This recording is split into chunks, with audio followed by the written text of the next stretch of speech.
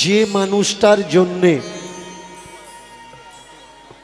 আমরা একত্রিত হয়েছি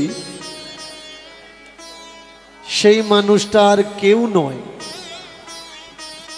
আমাদেরই ঘরের ছেলে নিমাই। আমাদের ঘরের ছেলে নিতাই। শুধু নিতাই নয়, দাদা নিতাই। দাদা নিতাই নয়, পাগলা নিতাই। আমরা যে মানুষটাকে আজকের শুধু শ্রদ্ধা নয়, ফুল চন্দন দিয়ে পূজা করি। মানুষ এমনিতে এমনিতে কেউ কাউকে পূজা করে না। বর্তমান যে দিন চলছে, ছেলে বাবাকে মানতে চায় না, স্ত্রী স্বামীকে মানতে চায় না। তারপরেও এই জগতে কোনো মানুষ মানুষকে পূজা করে, তার পিছনে কারণ আছে। কারণটা আগে জানা লাগবে। আমাদের অসুবিধে কোথায়? আমাদের অসুবিধে হলো আমরা বাবা ঠাকুরদা দেখিয়ে দিয়েছে এই তোর ভগবান। বাবার কাছে ভগবান ছিল, ঠাকুরদার কাছে ভগবান ছিল, সেই ভগবানকে আমি আমার ভগবান বলে মনে করছি। আমরা যখন কোনো স্কুলে কোনো ছেলেকে মেয়েকে ভর্তি করতে যাই, তখন তার পুরো বায়োডাটা চেক করি। এই স্কুল কোথায় চলছে, স্কুলের মালিক কে, বা এই স্কুলে কোনো ভালো লেখাপড়া শেখানো হয় কিনা আমরা চেক করি। ছেলে মেয়ে বিয়ে দিতে গেলে 10 বার করে ভাবি, চিন্তা করি, খোঁজ খবর নিই। ছেলে মেয়ের টিউশনের মাস্টারমশাই ধরতে গেলে বারবার করে আমরা খোঁজ নিই, ছেলেটা ভালো তো, ভালো পড়ায় তো, ওর কাছে যারা পড়ে ভালো রেজাল্ট করে তো।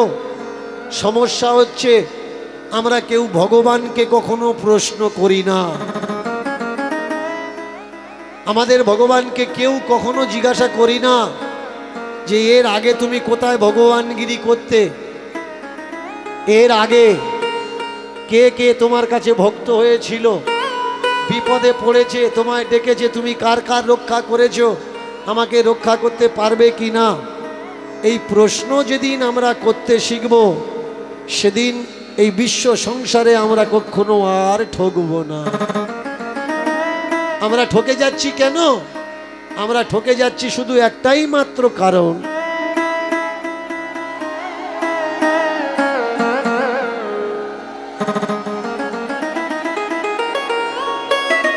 আমরা ঠকে যাচ্ছি শুধু একটাই মাত্র কারণ কি, আমরা প্রশ্ন করি না। আমরা যদি প্রশ্ন করতে জানি, প্রশ্ন করতে শিখি, তাহলে কিন্তু আমরা আর কেউ ঠকব না। যেমন যে চালাক মানুষ দেখবেন বাজারে গিয়ে বা মোড়ের মাথায় গিয়ে সঙ্গে সঙ্গে চাল আলু ডাল কেনে না। আলু দেখে সাইজটা বড় না ছোট, কোনো দাগ আছে নাকি পরিষ্কার পরিচ্ছন্ন। আর যে বোকা সঙ্গে সঙ্গে যায়, এটা 1 কিলো দাও, ওটা 500 দাও, ওটা 200 দাও, এটা 300 দাও। ঠকে কে? হামেশা সামনেওয়ালাকে ঠকানোর জন্যই রেডি। তেমনি জানতে হবে যে আমরা যাদেরকে পূজা করছি, পূজা করব কেন, আর পূজা করার পিছনে কারণ কি। এই যে নিতাই আর গৌর, গৌর তো ব্রাহ্মণের ছেলে, গৌর ব্রাহ্মণের ছেলে, আর নিতাই নিজ জাতের ছেলে। তাহলে নিতাই আর গৌর এরা দু ভাই কি করে হলো, আগে বোঝা লাগবে। কেউ কেউ বলছে যে নিতাই নাকি গত জন্মের বলরাম ছিল, এ জন্মে কুবের আর বিশ্বরূপ দুজনে এক হয়ে নিত্যানন্দ হয়েছে।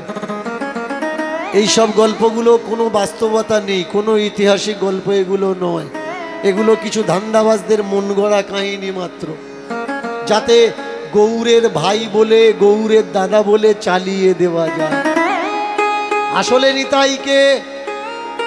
আসলে নিতাই বীরভূমের একচক্রা গ্রামের এক ছেলে। চলে যাবেন, এই কদিন আগে জন্ম উৎসব হয়ে গেল নিত্যানন্দের, সেখানে উল্লেখ আছে নিতাইয়ের জন্মস্থান বীরভূম একচক্রা গ্রাম, নিতাইয়ের জন্মস্থান। নিতাই যদি গৌরের দাদা হবে তাহলে ওখানে কেন বলা হচ্ছে নিতাইয়ের জন্মস্থান? ওখানে তো বলা যেত যে নিতাইয়ের লীলা ক্ষেত্র, জন্মস্থান তো নদিয়া নবদ্বীপে। এ কথা কেউ বলে না। আগে বোঝা লাগবে, ফ্যাক্ট চেক করা লাগবে। কেউ তোমাকে কাগজে মুড়ে দিয়ে দিল আর বলে দিল এটা হীরা। তুমি হীরা চেনো না, আমি হীরা চিনি না, কিন্তু যারা হীরা চেনে তাদেরকে চেক করাতে হবে যে এটা সত্যি সত্যি হীরা না এটা কাঁচের টুকরো। যদি হীরা হয়, হীরা কিনতে গেলে কেনা বেচাতে কখনো বিশ্বাস করতে নেই, চেক করতে হয়, জাস্টিফাই করতে হয়, যাচাই করতে হয়। যদি দোকানদারের ওপরে বিশ্বাস করেছো তো মরেছো। দুটো ভালো মাল আর 5টা পচা মাল তোমার ব্যাগের মধ্যে ঢুকিয়ে দেবে। ঠিক তেমনি এই ভগবানের নাম করে কত শত পচা ভগবান আমাদের ব্যাগের মধ্যে ঢুকিয়ে দিল, আমরা কেউ বুঝতে পারলাম। কাকে পূজা করব আর কাকে পূজা করব না এইটা বুঝতে পারছি না। আমাকে অনেকে বলে বাবা কোন ভগবানকে পূজা করব। আমি তাদেরকে স্পষ্ট একটা ভাষায় বলে দিই, যে ভগবান জাতির জন্যে করেছে, সমাজের জন্যে করেছে, তাকে অবশ্যই পূজা করার দরকার। আর যে জাতি সমাজের জন্যে কিচ্ছু করেনি, পুজো করার কোনো মাইনেই হয় না।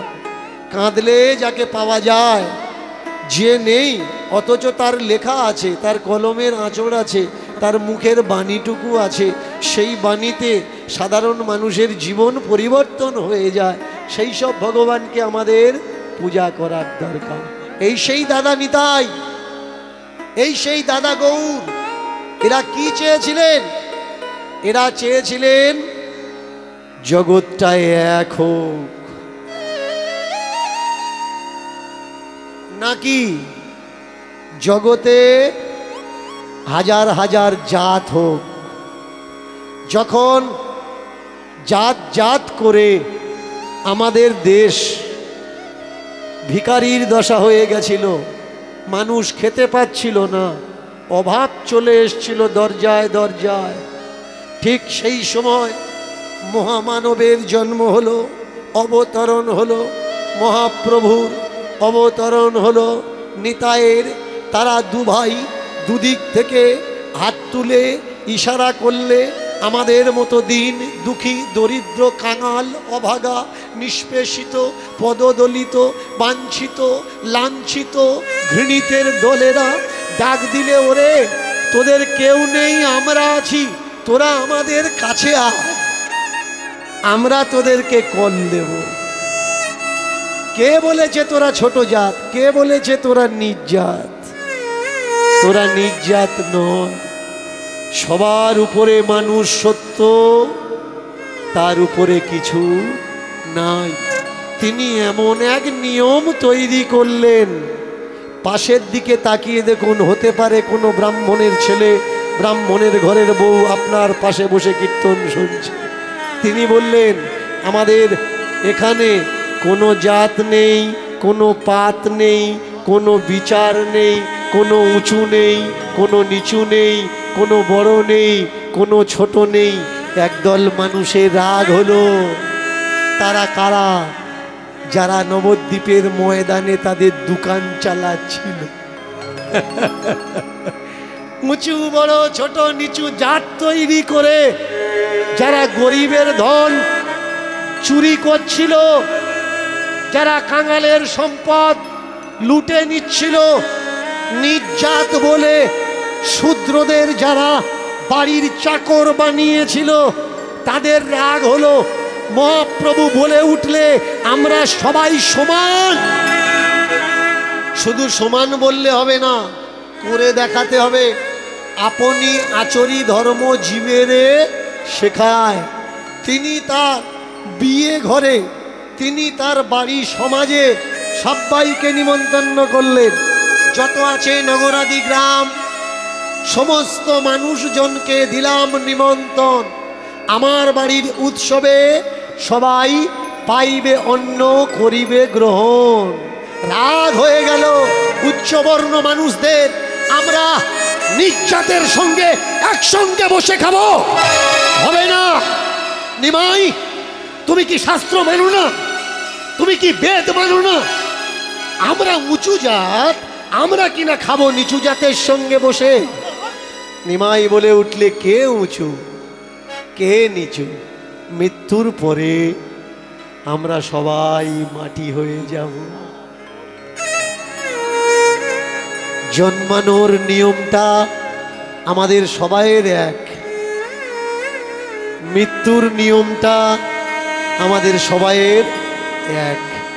তাহলে এসেছি একরকম ভাবে, যাব একরকম ভাবে। এখানে এসে বাদ বিচার কেন?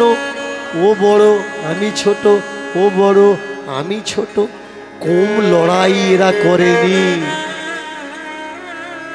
কি ভেবেছেন এরা একদিনে পূজা পাচ্ছে? নিমাইকে কত মার খেতে হয়েছে গ্রামের মানুষের হাতে, নিত্যানন্দকে কত মার খেতে হয়েছে, লাঞ্ছিত হতে হয়েছে গ্রামে গঞ্জে। তবুও মার খেয়ে তারা দমেনি, মানুষের কাছে পৌঁছে দিয়েছে প্রেমের বার্তা, শান্তির বার্তা, সাম্যের বার্তা, মানবতার বার্তা। শুধু যে নিতাই গৌর তা নয়, এক সময় আর ধীরে ধীরে মানুষগুলো 80-90 বছরের মানুষগুলো 6 বছরের 7 বছরের মেয়েদের বিয়ে দেওয়া হতো। শ্মশানে উঠে গেছে, কাঠের উপরে শুয়ে আছে, সেই সব মানুষদের সঙ্গে বাচ্চা বাচ্চা মেয়েদের বিয়ে দেওয়া হতো। আর ওই মানুষটা মরে গেলে চিতা সাজিয়ে ওই বাচ্চাগুলোকে আগুনে পোড়ানো হতো, মেয়েগুলোকে বিধবা বলে সতীদাহর নাম করে আগুনে পোড়ানো হতো। প্রতিবাদ কে করেছে? রাজা রামমোহন। রাজা রামমোহন যে একা প্রতিবাদ করেছে তা না, হাজারো মানুষ তার সাথ দিয়েছে। কিন্তু যারা এই নোংরা কাজ বন্ধ করতে চেয়েছে তারা হয়ে গেছিল দেশের শত্রু। রাজা রামমোহনের মা মাথা কেটে আনার জন্য পুরস্কার রেখেছে। শুধু তাই না, শিক্ষা সবার না। এই যে আজকের আপনারা লেখাপড়া শিখছেন না, যারা বলছে আমি ধার্মিক মানুষ, ধর্মকে মানি, শুনুন, ধর্মকে যদি মানেন তাহলে ধর্ম আপনার লেখাপড়া শেখার অধিকার দেয় না। মনুস্মৃতি পড়ে নেবেন, সেখানে স্পষ্ট উল্লেখ আছে শূদ্রের শিক্ষা নিষিদ্ধ। তাহলে শূদ্রের যদি শিক্ষা নিষিদ্ধ হয়, আপনি লেখাপড়া কেন শিখলেন? কিছু মানুষ এসেছে, তারা লড়াই করে আপনাকে শিক্ষার অধিকার দিয়েছে। যদি জিজ্ঞাসা করা হয়, বলতে পারবেন ভারতীয় সবথেকে শিক্ষিত মহিলার নাম কি? প্রথম শিক্ষিত মহিলার নাম কি মায়েরা? দেখেছেন, আমরা অনেক কিছুই জানি, যার নাম সাবিত্রীবাই ফুলে। এগুলো পড়াশুনো করা লাগে। যখন পড়বেন আপনার ভিতরে জ্ঞানের আলো প্রকাশ হবে, জ্ঞানের আলো জ্বলে উঠবে। আর যখনই আপনার ভিতরে জ্ঞানের আলো জ্বলে উঠবে, আপনি অন্ধকার কুসংস্কার থেকে তবে বেরোতে পারবেন, না হলে বেরোতে পারবেন। নারী শিক্ষা, শিক্ষা সার্বজনীন হোক, এর জন্য প্রতিবাদ কে করেছিলেন? সংগ্রাম আন্দোলন কে করেছিলেন? বিদ্যাসাগর মহাশয়। সেই বিদ্যাসাগর মহাশয়কে তার বাবা তাকে তেজ্য পুত্র করে দিয়েছিল। বিধবা বিবাহ প্রথম চালু করেন এবং নিজের ছেলের সঙ্গে বিধবা মেয়েকে বিয়ে দেন, সমাজ থেকে জাতির থেকে চাকেচুত্য করা হয়।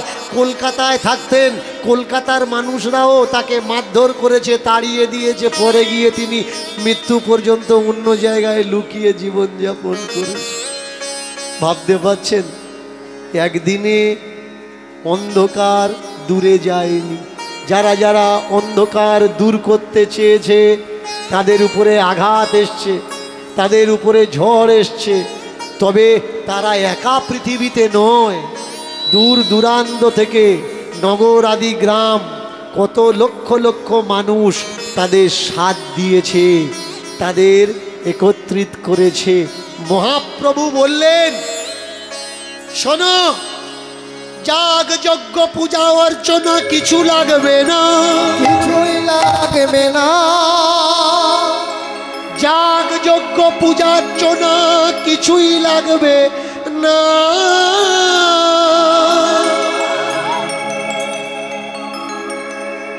শুধু হরিনাম হরিনাম করো, পূরণ হবে মনের বাসনা। ওগো পূরণ হবে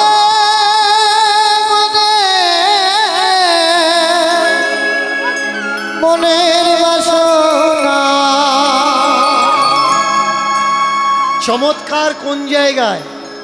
যারা বলছিল মনোবাসনা পূর্ণ করতে গেলে পাঁটা বলি দিতে হবে, শাড়ি দিতে হবে, চাল দিতে হবে, ডাল দিতে হবে, কলা দিতে হবে, জায়গা জমি দান দিতে হবে, সোনা দানা দান দিতে হবে, কিন্তু মহাপ্রভু কি বললেন? নিমাই বললেন, কিচ্ছু লাগবে না, শুধু কর হরি নাম, কর হরি নাম, কর হরি নাম, কর হরি নাম, কর হরি নাম, কর হরি নাম, কর হরি নাম, কর হরি নাম, কর হরি নাম, কর হরি নাম, কর হরি নাম, কর হরি নাম, কর হরি নাম, কর হরি নাম, কর হরি নাম, কর হরি নাম, কর হরি নাম, কর হরি নাম, কর হরি নাম। একবার হরি নামে যত পাপ হরে, একবার হরি নামে যত পাপ হরে, একবার হরি নামে যত পাপ হরে, একবার হরি নামে যত পাপ হরে। কলিজীবের সাধ্য নয় তত পাপ করে, আর কলিজীবের সাধ্য তত পাপ করে, কলিজীবের সাধ্য নয় তত পাপ করে, কলিজীবের সাধ্য নাই তত পাপ করে। এই একবার হরি হরি বলো, একবার হরি হরি বল, দুটি বাহু তুলে বদন ভরে, একবার হরি হরি বলো, বাহু তুলে বদন ভরে, একবার হরি